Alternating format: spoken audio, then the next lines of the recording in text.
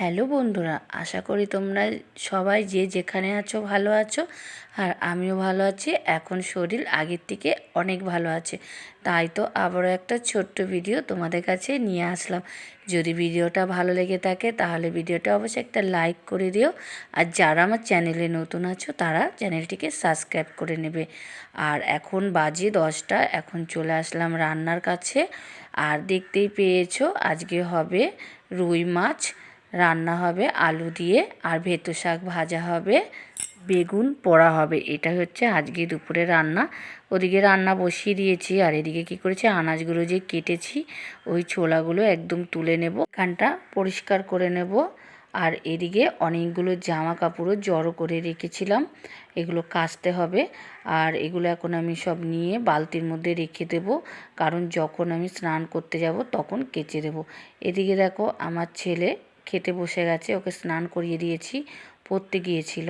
তো ওকে বললাম কটা খেয়ে নে। ওর তো বায়না খাওয়া নিয়ে, মোটেই খাবে না। বাচ্চাদের এটাই একটা অভ্যাস, খেতে দিলে একদমই খেতে চায় না।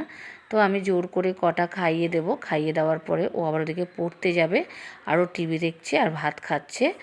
ওকে খাইয়ে দেওয়ার পরে ওকে পড়তে বসাবো, আর আমার যে আদার্স কাজগুলো তারপরে আমি আস্তে আস্তে সব কাজগুলো করে নেব। তারপর তো দুপুরের খাওয়া দাওয়া আছেই।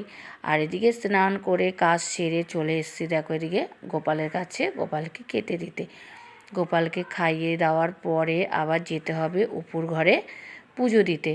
তো বন্ধুরা, কেমন ভিডিও দিচ্ছি তোমরা অবশ্যই একটু কমেন্ট করো, তাহলে তোমরা কমেন্ট করলে কি হয়, আমার ভিডিও দিতে খুব ভালো লাগে।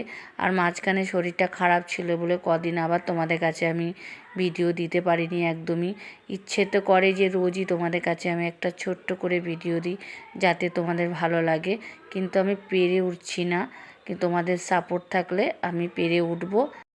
তোমাদের তো অনেক সাপোর্ট আছেই, যার জন্য তো এত দূর এগিয়ে যেতে পেরেছি, আর আগেও পারবো। তার জন্যই তোমাদের আরও বেশি বেশি সাপোর্ট দরকার।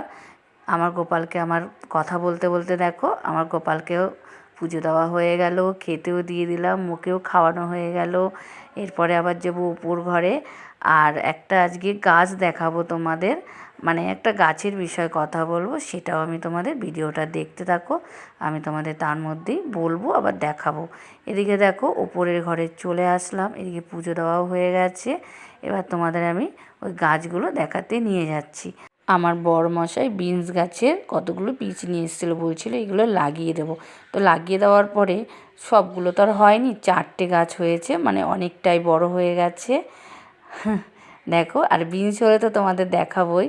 তো চলো, ভিডিওটা আর বেশি বড় করতে পারলাম না। তো তোমরা ভালো থাকো, সুস্থ থাকো, আর নিজের খেয়াল রেখো। টাটা।